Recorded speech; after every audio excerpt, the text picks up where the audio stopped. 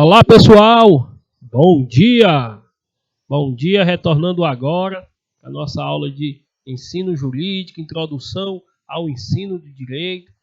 Meu nome é Carlos Eduardo, eu estou substituindo o professor Laudo. É uma enorme satisfação estar com vocês. Logo que nós estamos, e muito embora virtual, todos condicionados ao único objetivo, que é o estudo, que é o ensino. Então isso é muito satisfatório. Pessoal, eu gostaria de ter mais a participação de vocês. Gostaria de ouvi-los, entre aspas, para que a gente possa, assim, aprimorar melhor o ensino. A participação de vocês é muito importante. E ainda mais porque é uma matéria ímpar.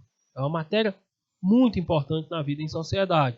Nós estávamos estudando os assuntos a respeito da norma jurídica, compreendendo que existe um conjunto de normas que pautam a vida do ser humano dentro da sociedade.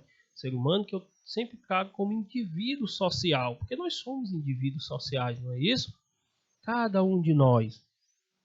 Esse conjunto de normas é que vai dizer o que é proibido, o que é possível à prática. Tudo aquilo que a norma proíbe e o sujeito, o indivíduo da sociedade comete, ele comete um ato ilícito. E o sujeito que comete atos conforme o que diz a norma, que ela não é proibitiva, comete ato lícito. E existem retribuições para esses atos de maneira diferente. Existem os atos negativos e existem os atos positivos. Olha aí o professor Laudo, grande autoridade. Saudade, professor. Então, pessoal, imaginemos aí, na nossa vida em sociedade, a gente vive relações consumeristas, ou seja, de consumidor, porque a todo momento nós estamos comprando algo. Sim. A gente vai no supermercado, a gente vai no mercadinho. E a cada centavos que a gente paga, há uma tributação sobre cada alimentação que a gente compra. Logo, a gente está cometendo atos positivos. Atos lícitos. A retribuição ela é positiva. Então, diferentemente é de quem comete ato ilícito. Existem diversas formas de cometer atos ilícitos, porque existe um conjunto de normas que pautam o que são condutas proibidas dentro de uma sociedade. Nós falamos talvez aqui das principais, como o homicídio, como o furto, como o roubo, tem aquelas mais densas, como o estupro. Então, todas essas normas, elas dizem o que não pode ser cometido dentro da sociedade, porque se o for, o indivíduo que o faz, comete um ato ilícito. A retribuição para ele é negativa. É negativa porque vai ter uma sanção que vai recair sobre aquele ato. Essa sanção, quem diz? Somos nós, é você, Vitória Martins, é você, Tiago, são vocês aí de Bom Jesus, são vocês aí de João Costa, são vocês que dizem o que é negativo dentro de uma sociedade, são vocês que atribuem uma pena para aquele ato ilícito cometido pelo indivíduo? A resposta deve ser não. Não são vocês. Quem diz é a própria lei. Quem diz é a própria norma. É ela que vai dizer qual é a retribuição por aquela conduta ilícita. Mas também nós estudamos algo um pouco mais amplo, como a compreensão da norma dentro do seu dever ser. Deve ser compreendida. Porque a norma ela é fria, pessoal. A norma ela não traz tanta explanação, ela não traz tanta explicação. Eu iniciei falando que o conjunto de norma é coativo, ou seja, nós devemos respeitar. E logo em seguida eu falei do crime de homicídio. Pode ter a compreensão de que o professor disse que o conjunto de norma é coativo, então eu tenho que respeitar, eu tenho que praticar conforme as normas, toda a minha conduta deve ser respaldada conforme a norma. Então, se matar alguém está posto na norma, eu devo cumprir. Não. A gente também tem que compreender o dever ser da norma, certo? E é sobre isso que também nós vamos dar continuidade ao nosso estudo. Então, nós paramos exatamente neste slide e para melhor facilitar o conteúdo, entender o que é uma norma primária e o que é uma norma secundária, é interessante para que vocês ampliem a concepção sobre o conteúdo. Então vamos lá. Norma primária. O que matar outro terá pena de 6 a 20 anos. Isso aqui está posto no artigo 121 do Código Penal. Essa é a norma primária que se extrai, a concepção que se extrai na leitura da norma. Matar é crime e tem uma atribuição de pena. Isso é a norma primária. E qual é a norma secundária? É a ideia que se extrai. É a ideia que se extrai da norma fria. Deve-se não matar. Deve-se não furtar. Deve-se não estuprar. Então, a norma secundária é o que se extrai da imposição legal. Assim como no direito civil diz que todo bem que vier a ser danificado deve ser reparado. Então, qual é a norma secundária que se extrai? Que eu não devo, de modo algum, danificar o bem de outro. Eu não devo danificar o bem de outro. Porque a norma diz que se eu danificar, eu tenho que reparar. Então, a norma secundária é o extrair da norma para além do que ela diz. É entender o que realmente ela diz. Certo, pessoal? Vocês estão compreendendo perfeitamente? Há alguma dúvida? Eu vejo que tem gente aí de Pedro II. Pedro II, acredito que seja Pedro II. Isaías Coelho. Brasileira do Piauí. Conheço, brasileira. Gil Bués. Avelino Lopes. Tem pessoas aí de todo o nosso estado. Pessoal, vamos participar, vamos interagir para a melhor compreensão assim do nosso conteúdo. Então, pessoal, esta formulação de Hans Kelsen fundamenta-se na ideia de que as normas jurídicas constituem técnicas de motivação social que induzem aos homens a comportar-se de determinada maneira, distinguindo duas técnicas, de motivação direta e de motivação indireta. A de motivação direta é própria da moral, que simplesmente indica o conteúdo da norma, o que se deve fazer. Exemplo, deve-se cumprir as promessas, deve-se honrar os teus pais. O professor agora está falando algo relacionado à Bíblia, porque há uma concepção. Pessoal, a nossa concepção jurídica, em especial a brasileira, é de respeito à convivência social. E se a gente for, por óbvio, extrair o que está posto na Bíblia, nós vamos ver muito aproximação. Porque são condutas positivas. Respeitar os pais, ou seja, eu não posso agredir meus pais. Não posso. Porque aí eu vou estar, inclusive, cometendo violência contra o idoso. Eu não posso. Tenho que respeitar todos os indivíduos que convivem comigo. Isso é uma previsão bíblica. E ainda mais jurídica. Então, sim, guarda aí uma relação, certo? Então, a contrário senso, o direito é visto por Hans Kelsen como uma técnica de motivação indireta, na medida em que o comportamento que se pretende lograr não está diretamente expressado, mas que se ameaça com sanções para a conduta não desejada, ou, eventualmente, com um prêmio para a desejada. Então, existe a concepção direta e indireta. Hans Kelsen adota a indireta. Isso, inclusive, é uma concepção de motivação que deve ser observada pela imposição da norma. Ou seja, se existe uma norma que me diz que determinada conduta é crime, eu tenho que ficar com medo. Eu tenho que ficar com medo, porque se eu cometer, eu vou estar incidindo, transgredindo a própria lei. Então, Haskell se preza por essa técnica de motivação indireta. Não é o que está expresso, mas é aquilo que a norma quer dizer. Não é o que está previsto, é aquilo que a norma impõe. Que é o que a norma impõe para uma conduta indesejada, é uma sanção penal. No caso aí dos crimes, por óbvio. Certo? Então ele preza por essa visão. Haskell foi um dos maiores, repito, pesquisadores da norma jurídica.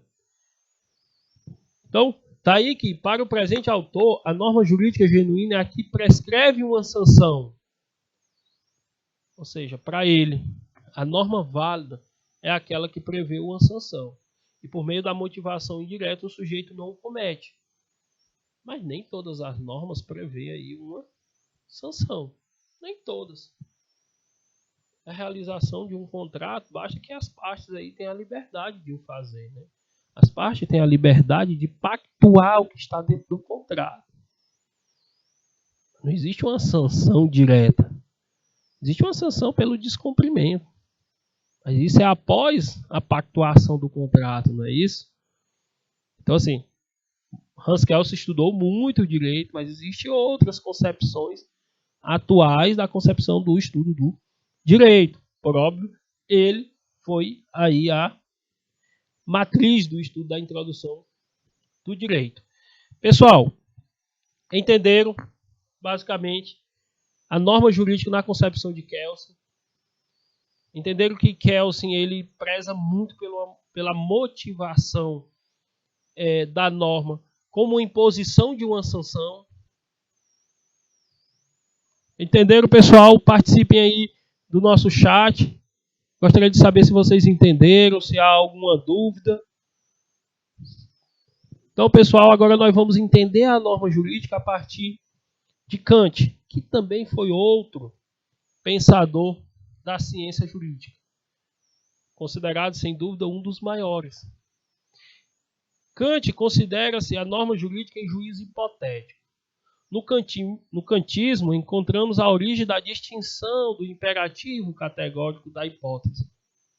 O primeiro impõe dever ser qualquer condição, norma moral, enquanto o hipotético é condicional. O categórico ordena por ser necessário, enquanto no hipotético a conduta imposta é meio para uma finalidade. Assim, o imperativo hipotético estabelece condições para a produção de determinado efeito. Professor, é quase um trava-mente. Existe o trava-língua e existe o trava-mente. Tem alguns assuntos que a gente vai lendo e trava literalmente a mente. Professor, eu li, eu reli, mas eu não entendi. Pessoal, Kant é isto. Kant não é uma leitura que se entende com facilidade. Costumamos dizer no mundo jurídico que Kant escreveu para si mesmo. Sim, ele escreveu com códigos que somente ele poderia decifrar. Então, há todo um condicionamento de estudos para compreender o pensamento de Kant dentro do que se compreende por norma jurídica. Então, ele entende que a norma jurídica ela é um juízo hipotético. O hipotético vem de hipótese, dentro desse pensamento kantiano, né? Ele traz aí a ideia do imperativo categórico do hipotético. Tem a norma, que ela é uma situação de moral, nós devemos ter a norma como pauta da nossa conduta humana, logo ela é uma moral, mas existe o subjetivismo do imperativo categórico, que é a compreensão desta norma. Então, para ele, é necessário que, além de ter a norma e que ela se torne a nossa moral de convivência, o certo e o errado a partir da norma jurídica, também tem a situação do hipotético. E esse subjetivismo do hipotético é que deve também ser observado, porque aquilo que nós agimos conforme nós pensamos não pode ser contrário à norma, porque nós vamos estar infringindo o que ele chama de moral, certo? A nossa moral passa a ser o conjunto de normas posto dentro do ordenamento jurídico. Diferentemente hoje pelo que a gente vive. A gente tem outras formas de compreender a moral. Nós respeitamos o conjunto de normas e o vivemos. Mas a nossa moral pode ser pautada, por exemplo, para os cristãos, a Bíblia. Certo? A própria Bíblia. Então, pessoal, nós temos a concepção da norma jurídica pelo professor Paulo Nader, um cientista, grande pensador, tanto na seara de introdução ao estudo do direito, como a disciplina de introdução ao estudo do processo. Ele foi um grande pensador, hoje respeitadíssimo dentro do direito. Então, Paulo Nader diz que, ao dispor sobre os fatos e consagrar os valores, as normas jurídicas são um ponto culminante do processo de elaboração do direito e o ponto de partida operacional da dogmática jurídica, cuja função é a de sistematizar e descrever a ordem jurídica vigente. Afirma sabiamente que conhecer o direito é conhecer as normas jurídicas em seu encadeamento lógico e sistemático. Diz ainda que as normas jurídicas estão para o direito de um povo, assim como as células para um organismo vivo. Ele vai dizer, pessoal, que o conjunto de normas posto é a ciência do direito que pauta a vida em sociedade. E ela deve ser sistematizada.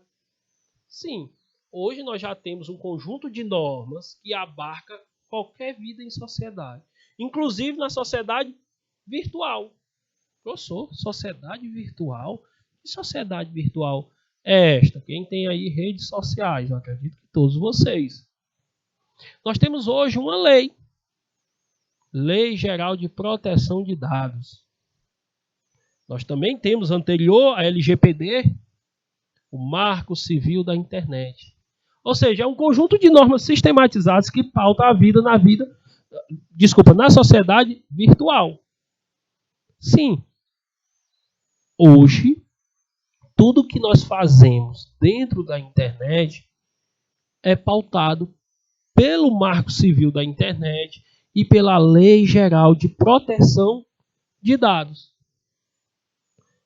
É só para que vocês entendam, pessoal, a dinâmica, que esse conjunto de leis, quando ele diz que é um organismo vivo, é que esse conjunto de normas ele pauta qualquer que seja a vida que o sujeito está levando dentro da sociedade, seja ela física, seja ela virtual.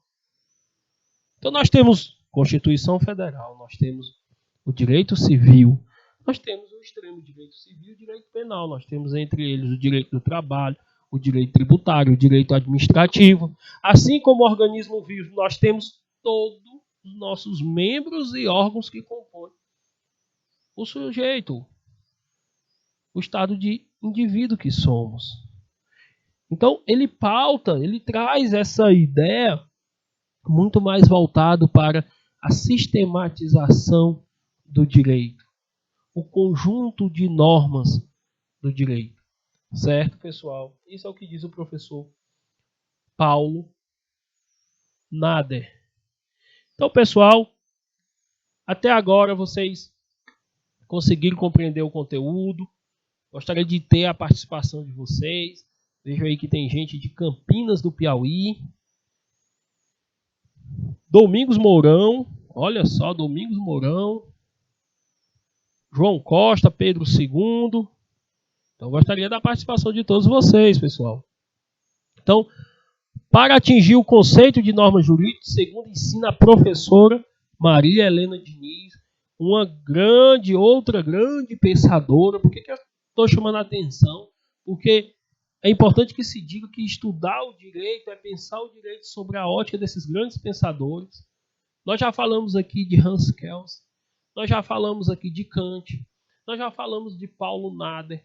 Nós estamos falando agora da professora Maria Helena Diniz, que tem um conjunto de obras dentro do ensino do direito civil, Então, ela é muito respeitada. É importante que tenha a ideia que existem muitos pensadores sobre a matéria do direito. Ela diz que é necessário chegar à essência, graças a uma intuição intelectual pura, ou seja, purificada de elementos empíricos, elementos que foram adquiridos com experiência.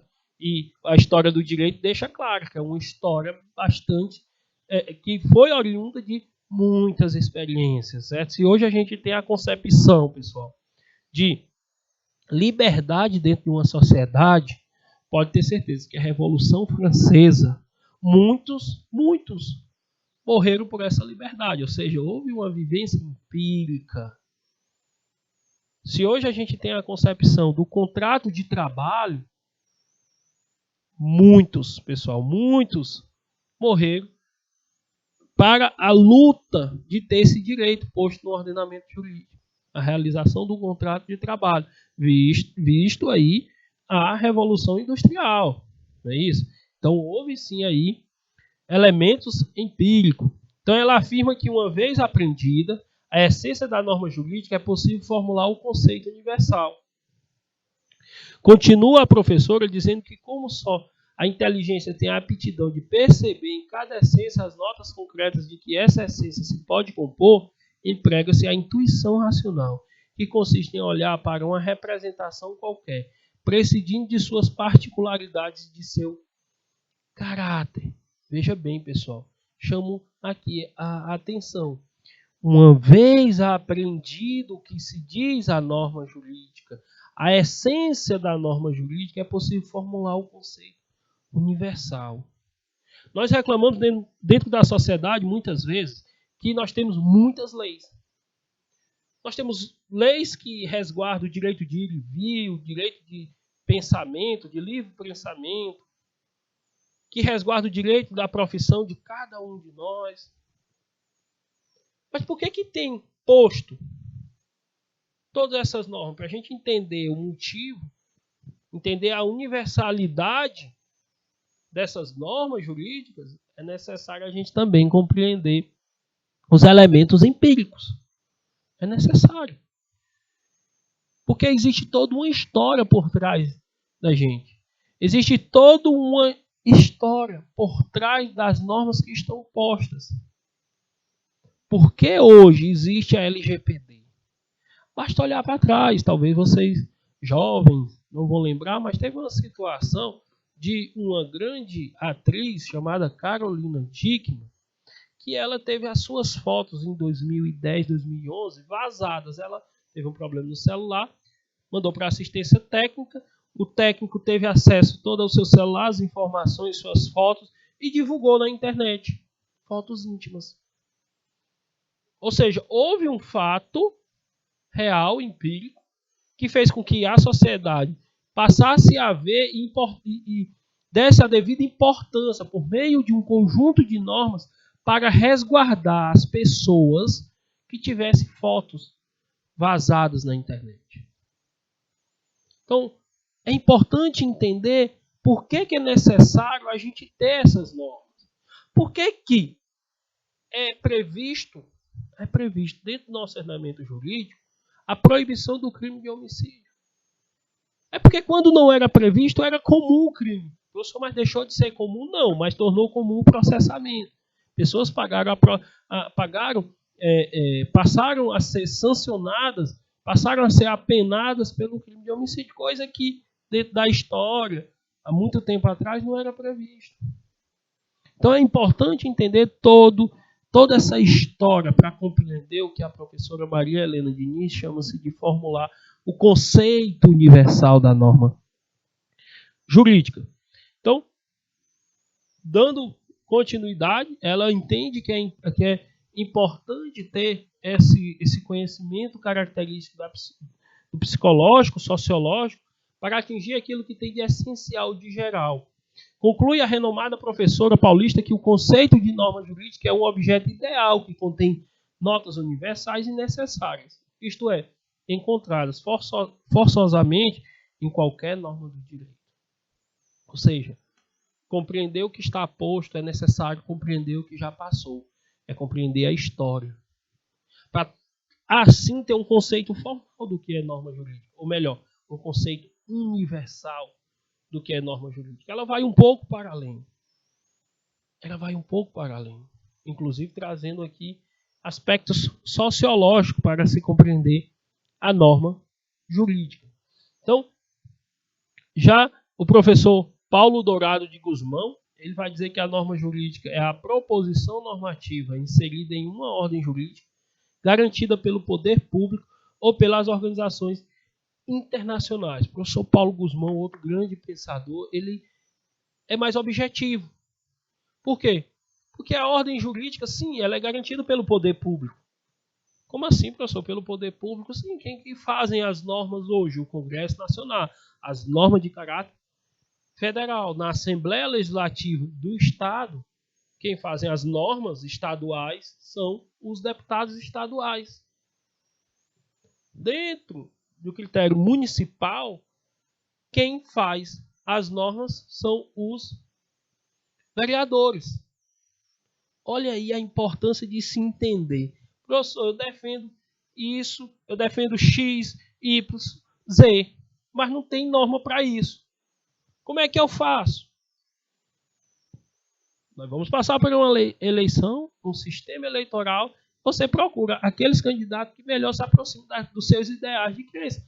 Por que eu estou dizendo isso? Porque isso é o que diz o professor Paulo Guzmão, que a norma jurídica é uma ordem garantida pelo poder público. Quem que faz as normas hoje? É o poder público por meio, no caso do Congresso Nacional de Normas Federais, direito civil, o direito tributário, o direito do trabalho, o direito administrativo, o processo civil, as normas estaduais, os deputados estaduais. O Congresso Nacional divide-se em deputados federais e senadores. Os municípios, os vereadores. Então, Paulo Guzmão vai dizer isso. E pelas organizações internacionais. Professor, como assim? Organizações internacionais? Sim, pessoal, nós sofremos várias influências das organizações internacionais. Ou vocês pensam que a Lei Maria da Penha que nós temos hoje é uma lei posta à vontade do Congresso Nacional? Não foi à vontade do Congresso Nacional, não. Maria da Penha foi uma grande mulher que sofreu bastante na mão do seu esposo. Foi mutilada, foi agredida, todo tipo de atrocidade que vocês imaginarem, ela sofreu. E por diversas vezes ela ingressou com a ação contra o seu esposo, pedindo o Estado proteção. O Estado não protegeu. E quanto mais o Estado não protegia, mais o seu esposo tentava contra a vida dela. Aí o que foi que aconteceu? Ela entrou com a ação no Tribunal Internacional. E o Tribunal Internacional impôs ao Brasil a criação de uma norma de proteção contra a violência, de proteção à violência contra a mulher. E aí o Congresso Nacional fez cumprir, porque foi uma imposição. Inclusive sofreu multa o Brasil por isso. E, para amenizar a situação, nomeou o projeto de lei com o nome dela. Por isso que a gente tem Lei Maria da Penha. Ou seja, também a norma jurídica pode ser intervida por uma organização internacional. E aí nós temos várias convenções diversas que diretamente atingem as normas jurídicas brasileiras, seja por influência, seja por aplicação mesmo. Certo, pessoal? Então o professor Paulo Guzmão ele é bem objetivo na sua compreensão do que é norma jurídica. Então, coloca ainda ele que tal proposição pode disciplinar condutas ou atos, como pode não as ter por objeto, coercitivas e providas de sanção.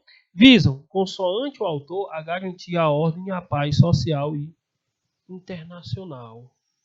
Sim, pessoal, o que se espera da ordem é a garantia, o que se espera da norma é a garantia da paz social.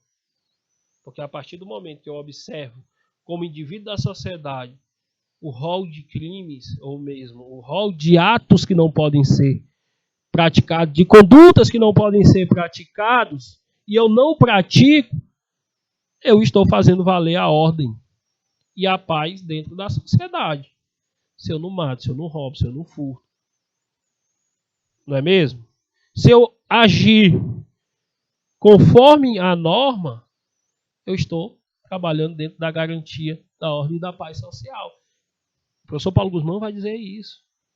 A norma jurídica ela serve para a promoção da garantia e da ordem social e internacional. Por que internacional? Porque se eu respeitar o direito do outro país, logo eu também estou fazendo valer a ordem e a paz social. Pessoal, estão entendendo perfeitamente? Há alguma dúvida? Me digam para a gente poder aí explanar melhor o conteúdo. Agradeço a Graciane pelas palavras. Alguém mais? Bora, meu pessoal de Avelino Lopes, Bom Jesus, Brasileira do Piauí, Campinas, Domingos Mourão, Gil Boés. Minha cidade natal, Pedro II, cidade que amo. Estarei no dia 20 para uma audiência e aproveitar e visitar os familiares, não é? Mas eu sou aí de Pedro II, amo minha cidade. Pessoal aí de João Costa, vamos participar, pessoal. Sei que está na hora, quase na hora do almoço, mas vamos participar. Então, pessoal, o professor Paulo Guzmão, ele vai classificar a norma jurídica dentro do seu conteúdo em razão da extensão espacial de sua validade. Regra de direito comum, que a lei é aplicável em todo o território do Estado. Pessoal, vejam bem, se a norma ela é brasileira, aplica-se dentro do território brasileiro. Nós temos a norma que ela é de caráter federal, nós temos normas que é de caráter estadual e municipal. Normas, geralmente, que tratam sobre o serviço público municipal, são normas de caráter municipal. Normas de caráter estadual são normas que só aplicam dentro do Estado. Só que nós temos normas que elas são aplicadas em todo o território, de modo comum. O direito civil, ao regular o contrato de trabalho, as obrigações, ele é aplicado no interior de São Paulo, como em São Raimundo Nonato do Piauí. Ou melhor, em Bom Jesus do Piauí. O direito civil é único, é o mesmo. Assim também como o direito penal.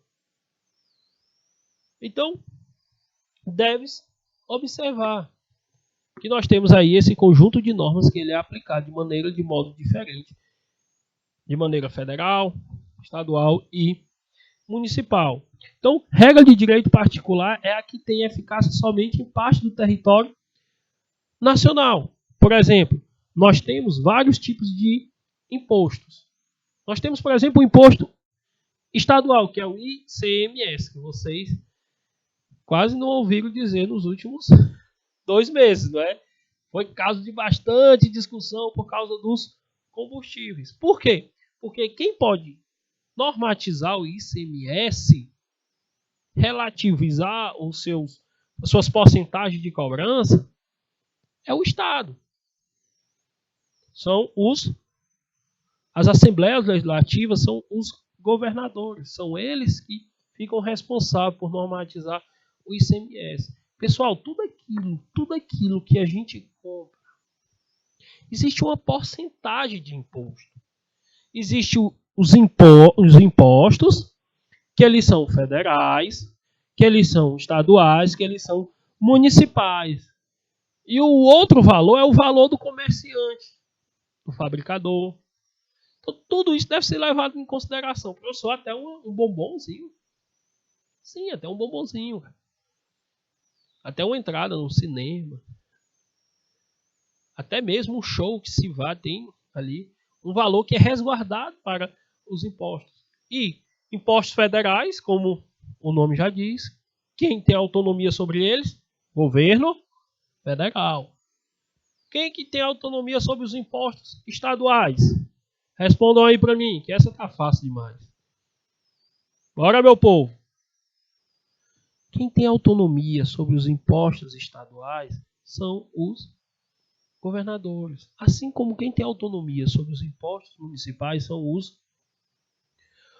os prefeitos, certo? A Câmara dos Vereadores, certo? Então, ICMS, imposto estabelecido por lei estadual. Regra de direito interno é o direito do Estado, o direito nacional que regulamenta as relações jurídicas que acontecem no território do Estado. E esse direito interno se divide em direito público e em direito privado. Pessoal, nós vamos falar mais à frente a respeito do direito público e do direito privado, certo? Nós vamos tratar de cada tipo de direito. Nós temos aqueles direitos que ele é tido como privado porque ele rege a vida dos indivíduos sociais. Nós temos aqueles públicos que há uma intervenção do Estado.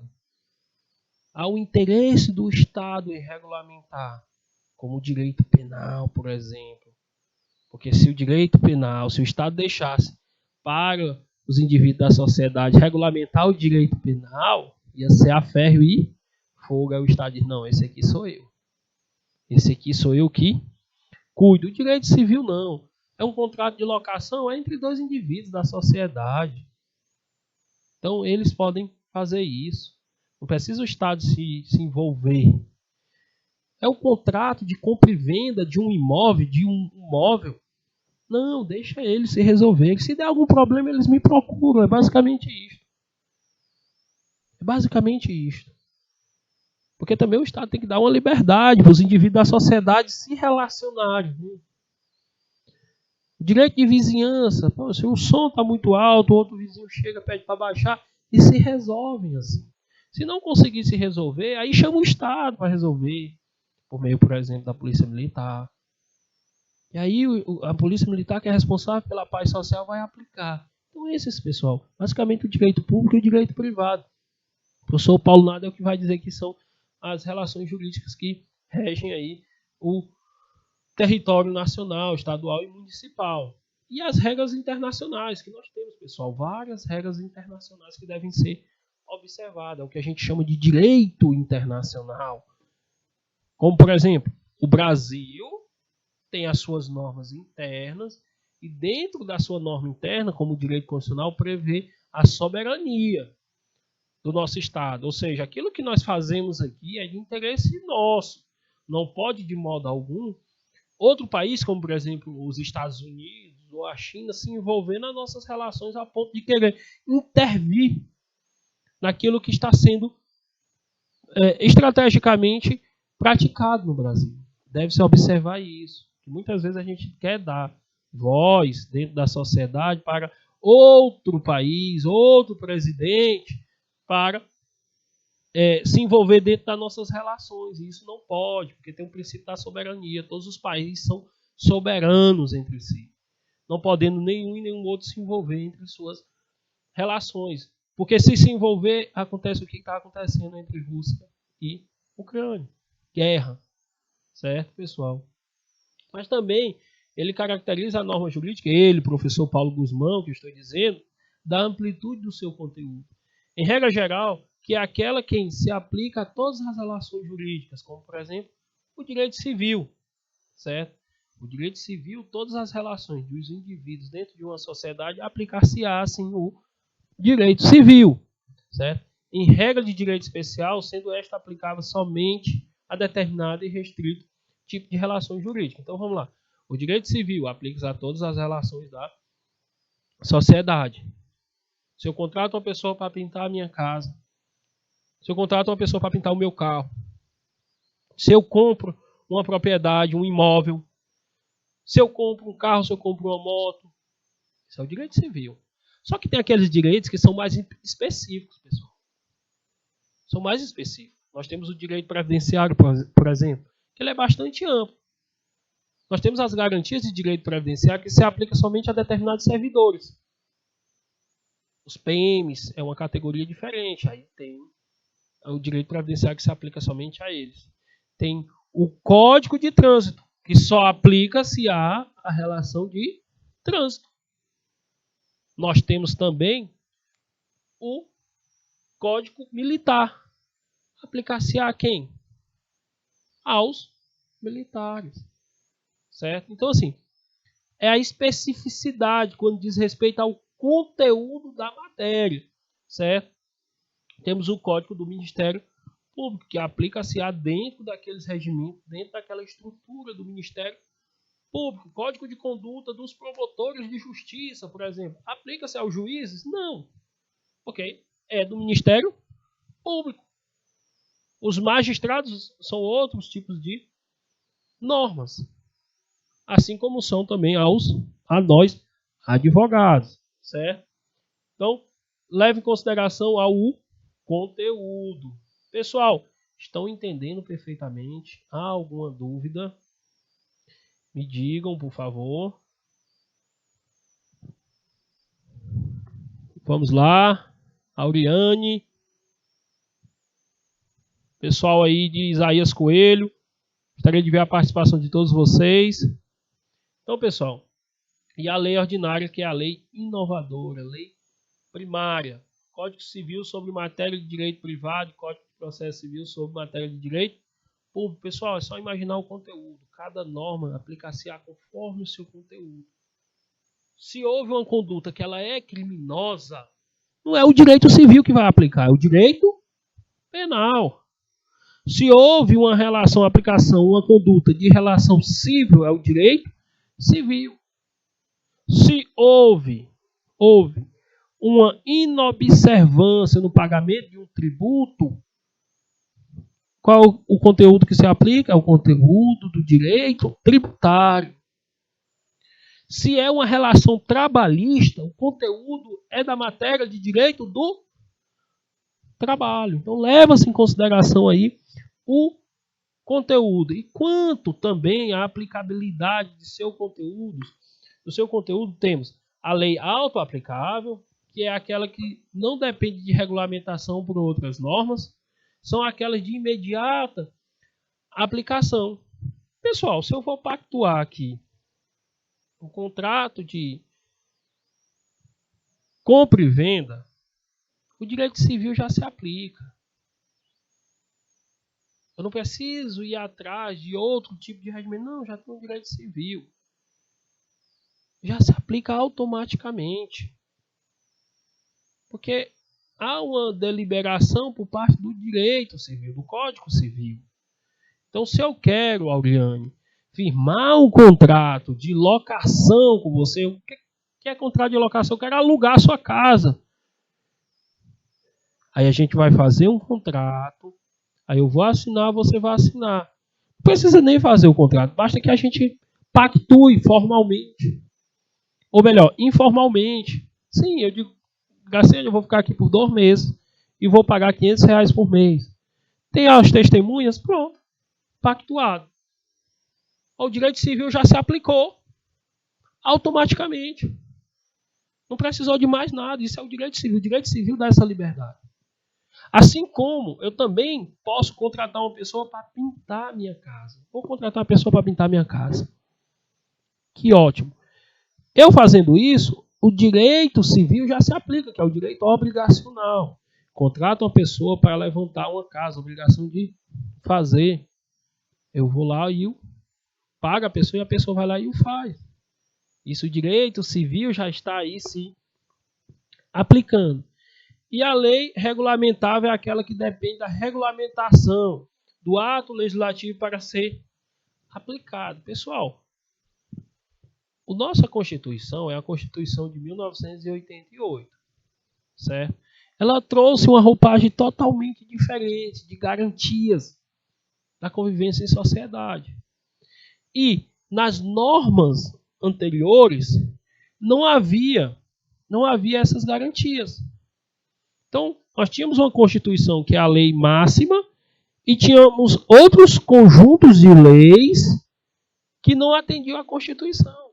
Era preciso a regulamentação por parte do Congresso dessas outras normas para atender à Constituição mais atual. Porque muitas vezes a lei ela é aberta, é preciso uma regulamentação. A Constituição vai garantir, por exemplo, o direito à aposentadoria. Só que ela garante, está lá, garantir o direito à Seguridade Social, que aí é o direito previdenciário. E aí o que é que estão fazendo agora? Aliás, desde 2018 que estão nessa construção de criar um código previdenciário. É a regulamentação para assim ficar contornada essa situação da Seguridade Social. Certo? Então é necessário muitas vezes que haja uma regulamentação para assim iniciar a aplicação do direito. Porque a lei ainda ela é omissa dentro da sua aplicação. Certo, pessoal? E aí nós temos do interesse da tutela. Então, vamos aqui fazer uma recapitulação do conteúdo. Certo? Nós falamos do pensamento de Immanuel Kant. Nós falamos do Immanuel Kant, que trouxe a ideia do categórico hipotético. Nós também falamos aqui sobre o pensamento da professora Maria Helena Diniz, que ela diz que é necessário entender a extensão da norma jurídica, desde que haja um conhecimento empírico, histórico da norma. E nós entendemos também o professor Paulo Nader, que foi um tanto quanto objetivo. E nós estamos vendo o professor Paulo Guzmão, que ele traz algumas características da compreensão da norma jurídica. Ele diz que pode ser pelo seu conteúdo, pode ser pela sua aplicação do seu conteúdo, que é quando é imediata, quando depois exige uma regulamentação, e agora quanto ao interesse da tutela. Então é a regra de direito público. São aquelas que regem o Estado, suas funções, organização, bem como a soberania interna do Estado e os serviços públicos básicos. E o interesse do Estado e no âmbito internacional do direito público. Este rege as relações entre Estados soberanos, com o intuito de manter-se a paz e as boas relações. Regras de direito privado são aquelas que editam as relações em que o interesse privado é alvo. Exemplo disso é a regulamentação do contrato de locação, compra e venda. Então, pessoal, o interesse da tutela, toda norma jurídica, ela tem que atender um interesse em específico. Certo? Tem certas previsões que não cabe de modo algum, ser regulamentada pela sociedade. Uma delas é o direito penal. Assim como também o direito tributário. Imagine se eu, indivíduo da sociedade, pudesse dizer, se eu pudesse pagar ou não um tributo, eu ia dizer que eu não quero pagar tributo. Tenho certeza que a opinião de vocês é a mesma. Isso é interesse de quem? Do direito público, do Estado. Imagine se eu pudesse regulamentar os atos dos servidores públicos. Imagina se eu pudesse criar as normas, se nós aqui pudéssemos criar as normas. Imagina se você pudesse criar a norma do estatuto do policial militar. Eu ia botar toda uma guarnição dentro da minha casa para ficar cuidando da minha segurança, não é mesmo? Aí o Estado diz, não, se a gente for dar à sociedade essa possibilidade, não vai atender o interesse da coletividade, porque todos vão pensar individualmente, no seu bem-estar individual. Aí o Estado puxa para ele a responsabilidade. Só que é necessário, dentro da sociedade, o Estado dar uma liberdade para a gente agir. Aí é um direito civil mesmo. É no caso do contrato de locação, eu pactuo com você, Auriane, aquilo que eu entender melhor. Então a gente pode, dentro do contrato de aluguel, vou chamar aqui aluguel, é locação, mas vou chamar aluguel para ficar mais claro. Dentro do contrato de aluguel, a gente estipular o valor. Não, o Estado não precisa se envolver nisso, é de interesse dos indivíduos. Quantas parcelas, Auriane? Se o telhado está ruim, eu vou mandar consertar e aí vai ser descontado. Isso nós vamos ter a liberdade, porque nós somos indivíduos da sociedade. Nós somos indivíduos da sociedade. E por isso há essa necessidade Ou seja, o interesse da tutela, de quem é? A maioria dos interesses é do Estado, porque ele preza pelo interesse do direito penal, pela tutela do direito administrativo, pela tutela do direito tributário. Só que tem uns que são de caráter cíveis. A tutela do interesse do indivíduo da sociedade, do interesse da própria sociedade, que é o direito civil. Imagine se toda vez que a gente pudesse, ou melhor dizendo, se a gente quisesse, pactuar um contrato de compra e venda, de locação, de obrigações, a gente tivesse que chamar o Estado para fazer. A todo momento isso acontece. Imagine se a gente tivesse que chamar o Estado para toda compra que a gente realiza. Ou seja, é o direito do consumidor. Não, são a sociedade que se resolve. Basta a gente, o Estado pensa assim, basta a gente regulamentar. O Estado tem que agir conforme a nossa regulamentação. Ou melhor, a sociedade tem que agir conforme a nossa regulamentação. O Estado apenas regulamenta. A sociedade age conforme essa regulamentação, que é o conjunto de normas jurídicas. Pessoal, até aqui, vocês entenderam? Há alguma dúvida? Me digam, por favor. Então, dando continuidade,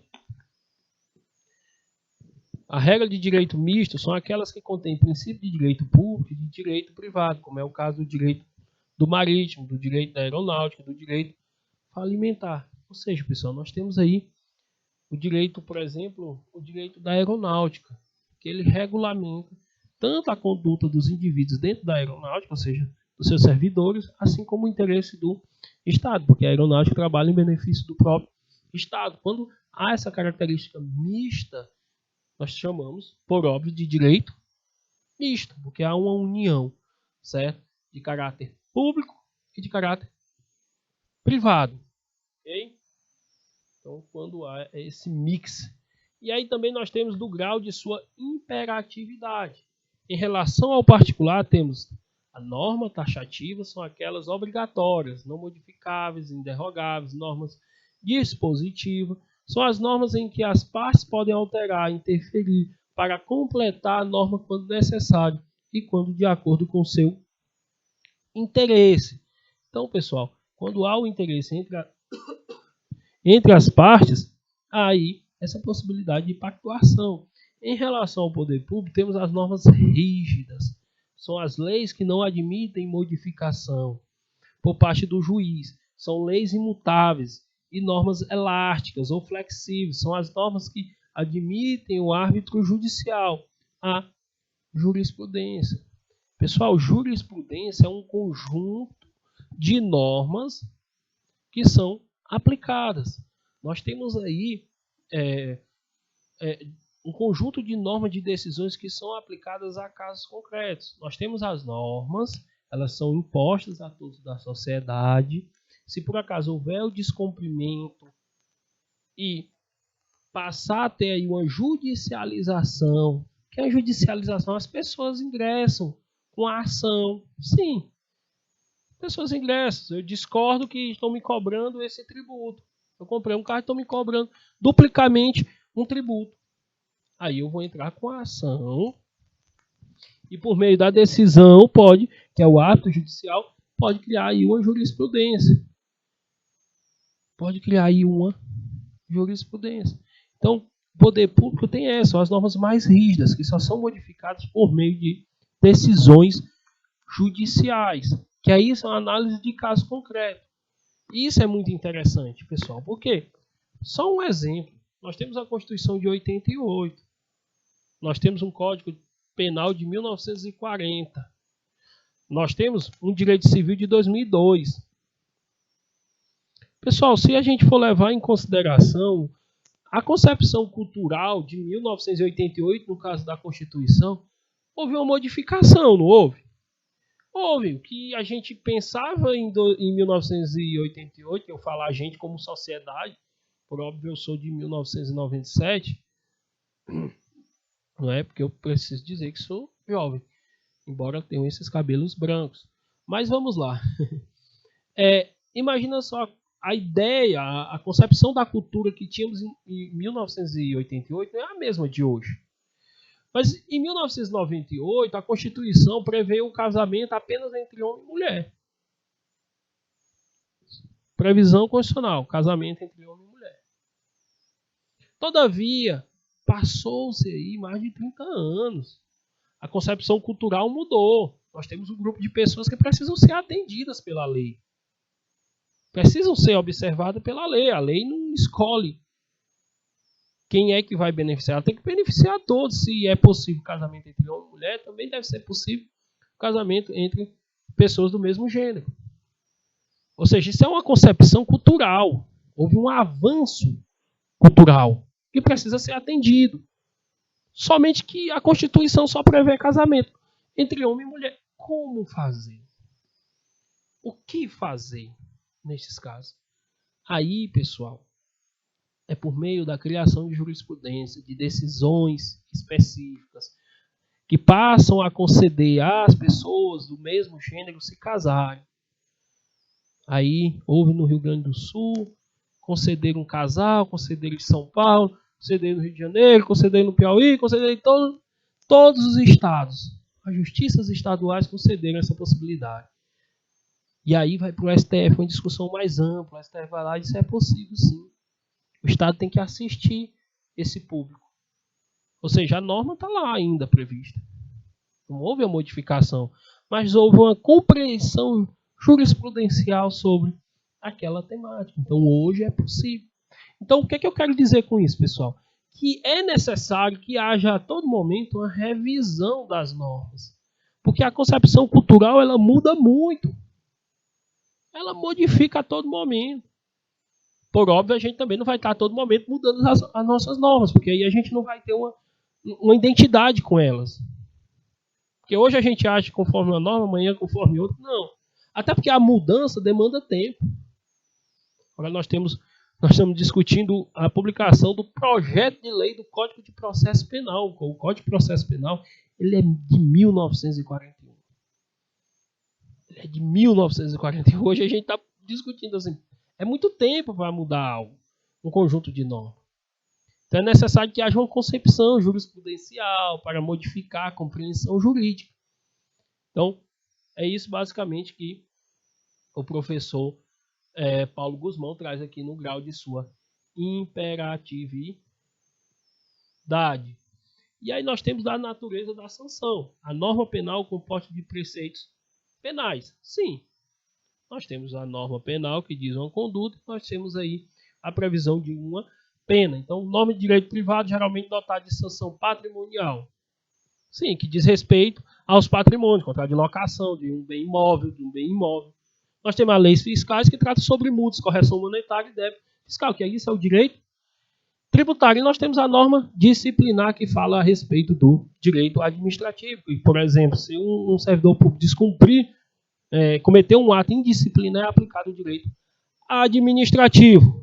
Pessoal, espero que tenha ficado aí a concepção inicial sobre a introdução do estudo do direito. Espero que vocês tenham compreendido perfeitamente. Nós daremos em outro momento continuidade a esta aula. Qualquer dúvida, estou à disposição de todos vocês. E gostaria de saber aí de onde vocês estão. Sim, o direito, o Laudo falou algo bem interessante. O direito é fato social. Isso mesmo, segundo o professor Miguel Reale, né? Trouxe aí a ideia da trimedicionalidade do direito. Pessoal, um forte abraço, fique com Deus.